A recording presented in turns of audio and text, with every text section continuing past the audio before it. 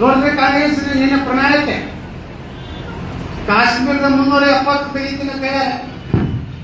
ಅದೇ ರೀತಿ ಅಲ್ಪಸಂಖ್ಯಾತರ ರಕ್ಷಣೆಗಾಗಿ ಮತ್ತೊಂದು ಕಾನೂನು ಮಾಡ್ತಿರ್ತಾರೆ. ಇವತ್ತ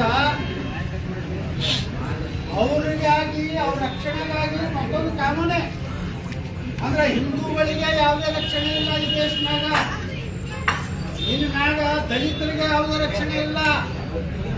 ಮುಸ್ಲಿಮರ ಅಲ್ಪಸಂಖ್ಯಾತರ ರಕ್ಷಣೆ ಮಾಡೋದೇ ನಮ್ಮ ಕಾನೂನು ಅಂತ ಹೇಳುವಾಗ ಇದಕ್ಕಿಂತ ದುರ್ದೈವೇನು ಅಗ್ನಿಪಥ್.